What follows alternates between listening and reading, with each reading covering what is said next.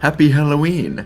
Our story begins inside of Chancellor Palpatine's office, as he's just revealed the truth to Anakin Skywalker. He is the Sith Lord that the Jedi have been looking for. But Palpatine no longer had any intention of bringing Anakin to his side. He only revealed the truth to him now to ensure that Anakin was at the temple for what was coming next. Months ago, all of Palpatine's plans were essentially ruined, and he had to start over from scratch. When the incident with Fives and Tup occurred, the Jedi discovered the inhibitor chips, and despite everything Palpatine tried to do, there was no stopping the Jedi from bringing the information about the chips to the Senate.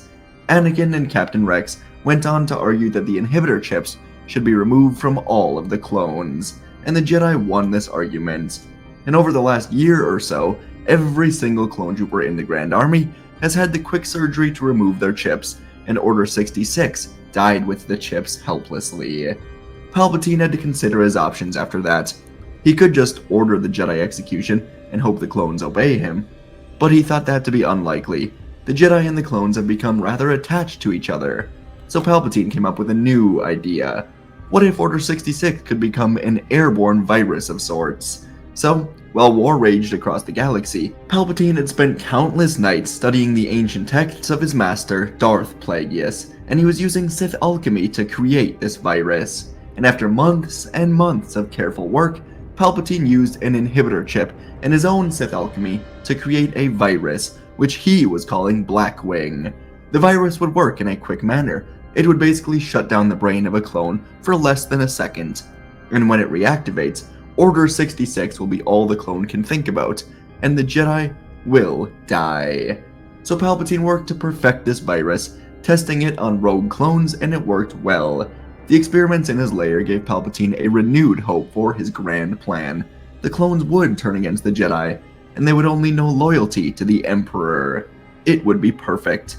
So for around 3 months, Palpatine would wait until this very moment, when Anakin, Windu, and a few other council members were in the temple. Obi-Wan, Yoda, Plo Koon, and other powerful Jedi spread throughout the galaxy.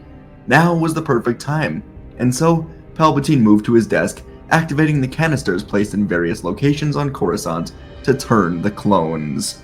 The rest of the Jedi across the galaxy would die upon returning to Coruscant, as once all the clones returned to Coruscant, they would immediately be infected with the virus, so they may not attack their Jedi right away, but soon they will as the Jedi try to figure out what is going on. And so it was activated. In the barracks on Coruscant, the 501st Army was here, talking amongst each other about what it would be like when this war finally ends. And now the air conditioning vents had something new spraying out of them. The canister of the Blackwing virus was just opened, and it was now pouring through the vents into the mess hall. Palpatine's plan to turn Order 66 airborne was almost going to work, except for one big issue. The virus has evolved over the last 3 months, and instead of just altering the brain to make the clones kill the Jedi, it will completely kill its host, and then turn their lifeless bodies into cannibalistic zombies. In all honesty, when Order 66 was no longer an option, Palpatine spiraled as it was his life's work basically crashing down, and now he would soon find out that this was not a good alternative to his plans. In these barracks, Commander Fox was walking with a group of his men into the mess hall for a late meal. Everything seemed normal, but as they opened the doors to the main room, they looked upon the hundreds of clones in here, and something was very obviously wrong. The room was filled with the sounds of groaning, bones cracking, and Fox saw Oppo limping over to them, so he demanded to know what was going on. The clone commander still had his helmet on, but Fox ran over and he removed it, only for Oppo to yell in a scary voice, biting down hard into Fox's armor, his arm gnawing all the way into his flesh. The sounds of Fox screaming in confusion and pain alerted the hundreds of other 501st zombies in here, and they turned to see the Coruscant Guard members. Fox was tackled to the floor and quickly killed, so Commander Thayer shot Oppo in the chest, running over to Fox, asking if he was alright, and Fox's eyes went from lifeless to a glazed hunger as he reached up, grabbing Thayer, biting into him now as Oppo got back up as well, and the other guard members were at the door, threatening to shoot the 501st clones if they don't stop. But it was too late. The 501st zombies ran at the guards and overwhelmed them, biting deep into their armor and turning them to lifeless walkers focused only on their next meal. And now the doors were open to the rest of the barracks. And it would be horrible, as in the resting areas, rows of sleeping capsules became traps as infected clones lurched through the narrow pathways.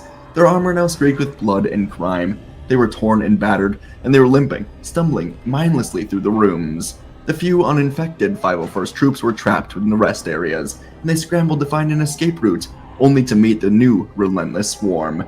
With the shuffling of heavy boots, twisted moans, the infected clones staggered forward, filling every corner with the sounds of desperate hunger.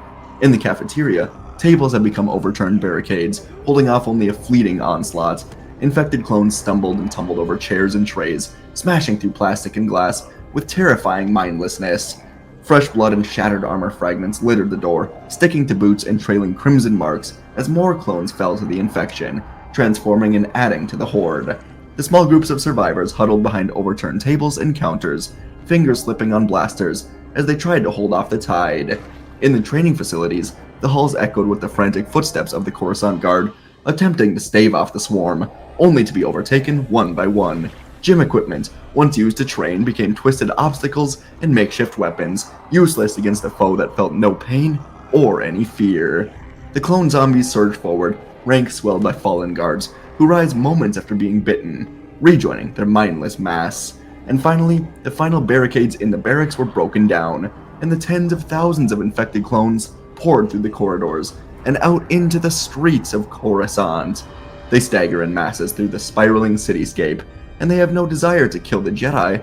They have a desire to destroy everyone on this planet, with no mind or care as to who comes first.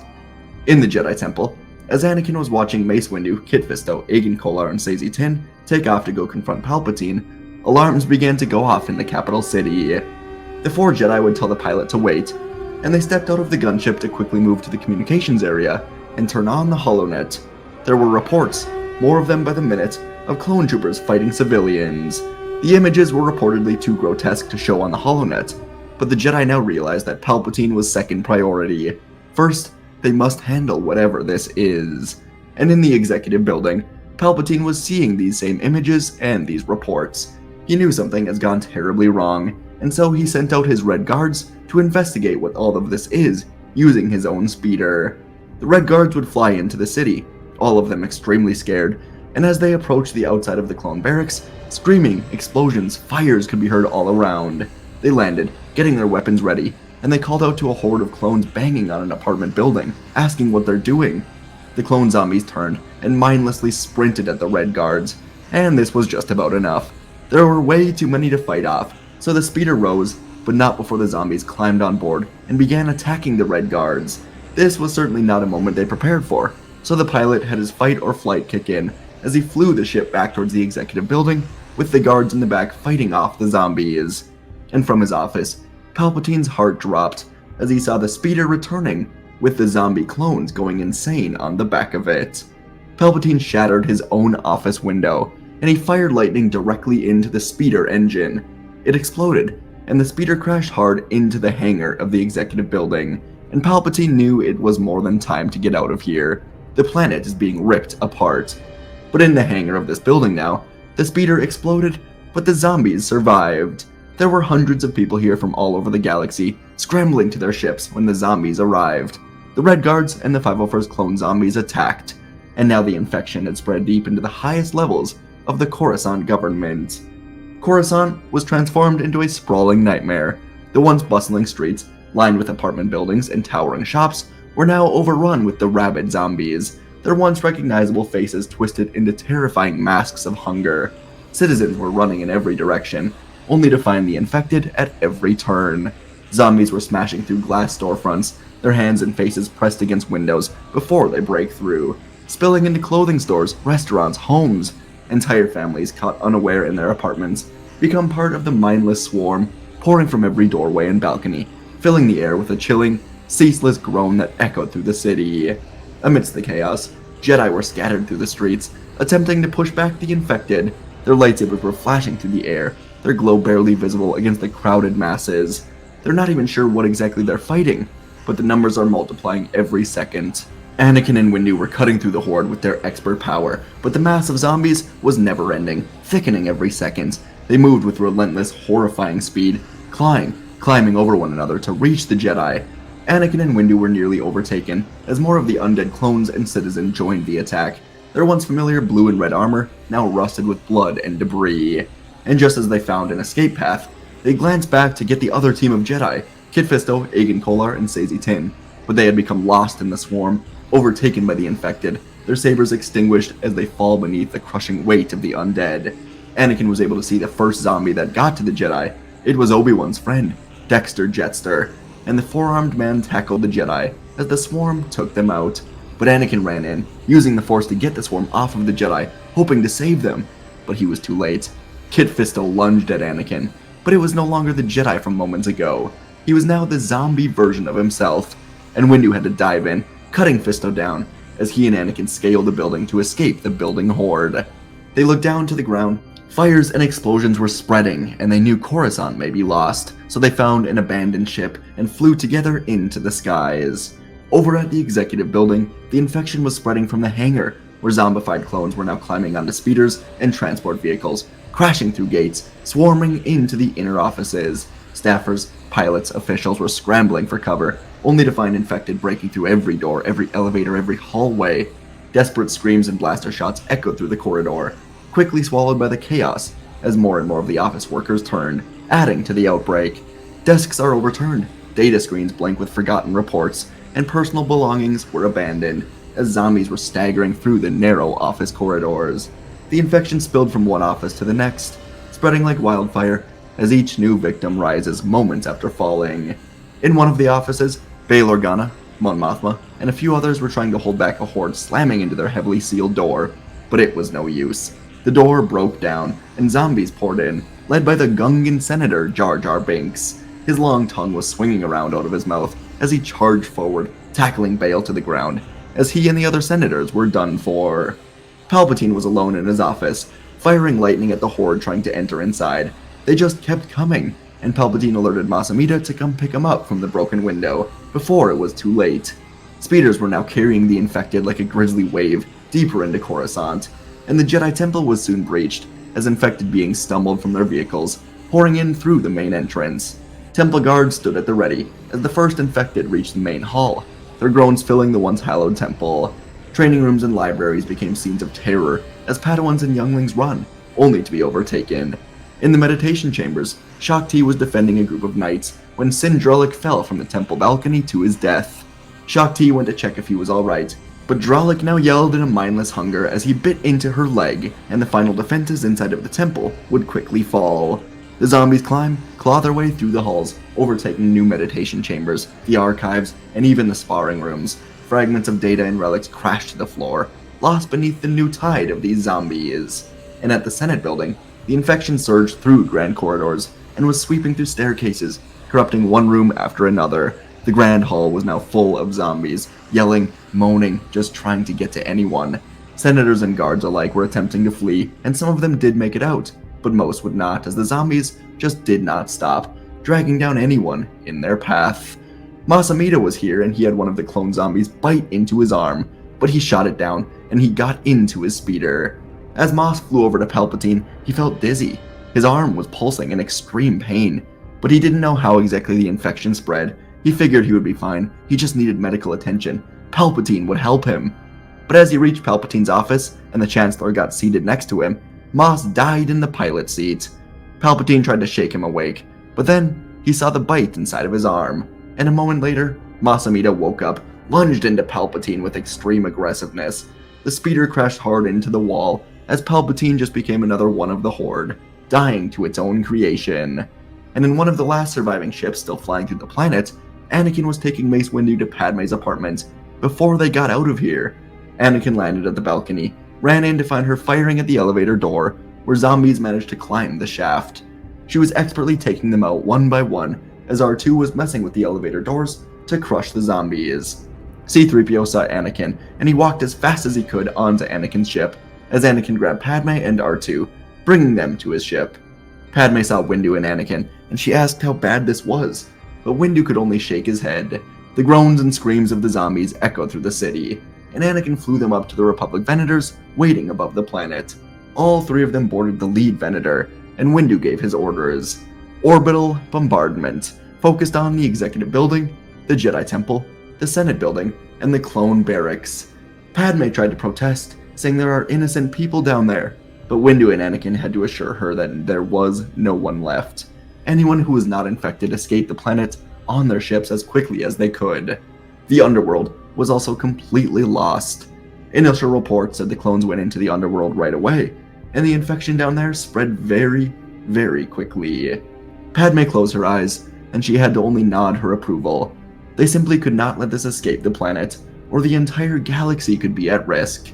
So, 5 Republic Venators moved in over the city, and on Windu's command, the orbital bombardment of the planet would quickly begin. The Jedi Temple, Senate Building, Executive Building, and Clone Barracks were the focus of the bombardment, but it would only be the beginning. The entire planet would have huge fires spread through it to try and make sure that every single zombie was taken down. Bombs were dropped into the underworld tunnels, and when the bombing ended, Coruscant would become locked down permanently. No one could leave the planet without an extensive medical procedure, and no one could enter the planet, period. Mace Windu would use the Coruscant Defense Fleet as the new temporary home for the Jedi, as he would use the Temple Beacon to contact all of the survivors across the galaxy. All of the council members like Yoda, Kenobi, Plo, and the rest that were not on Coruscant heard reports on the HoloNet of what was happening, but all of the HoloNet communications were attacked and shut down before the full extent of the damage could be reported. So it had to be Windu and Anakin who described to the council exactly what happened. The galaxy was in crisis, as Coruscant, the home of the Republic, was gone, and Padme Amidala would have to give a broadcast to the galaxy to inform everyone of what has happened. The news would be horrible, but if nothing else, it truly opened up the way for peace talks to bring an end to the war that was now secondary to what happened on Coruscant.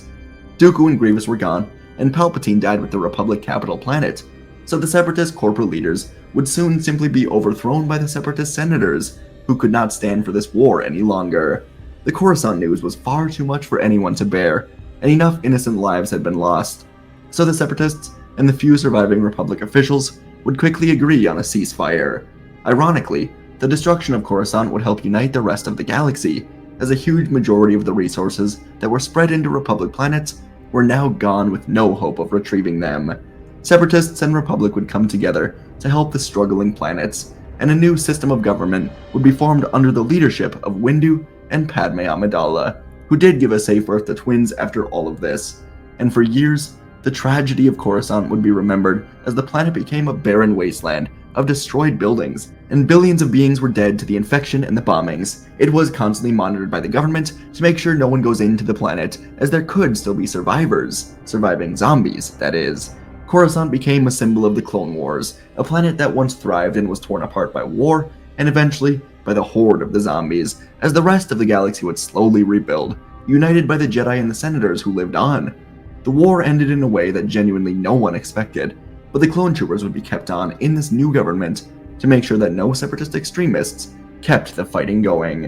Whether it was the exiled Newt Gunray or Wat Tambor trying to build up a desperate last attempt at a droid rebellion, the clones were now fighting for the galaxy as a whole, keeping the separatists down, as Chancellor Padme Amidala and Vice Chancellor Avi Singh would lead from Raxus, the new capital of the galaxy. Luke and Leia would be trained by Ahsoka and Obi-Wan, as Anakin would take on a role of leadership and training within the Jedi Order, sort of as an instructor for all of the younglings, much like Yoda, as Yoda prepared Anakin for a Grand Master role in his eventual future.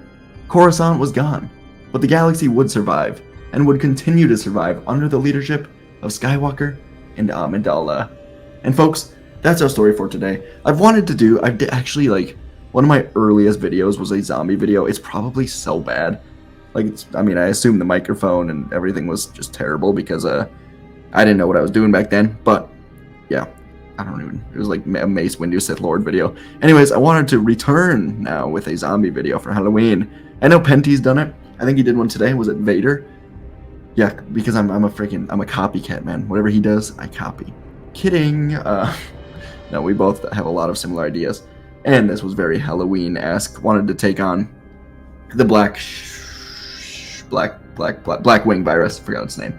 And someone put a super chat in there yesterday, which was pretty ironic since I had this video pretty much written and well done. So appreciate you guys. Let me know what you want to see. Happy Halloween. You guys, let me know in the comments. You guys dressing up? It'd be cool. Doing any Star Wars stuff? Anyways, yeah, thanks for watching. Hope you enjoyed this horrific, horrible zombie video. Had to have Jar Jar, had to have Dex as a zombie cameo in there. So, yeah, let me enjoy that. And I'll see you in the next video.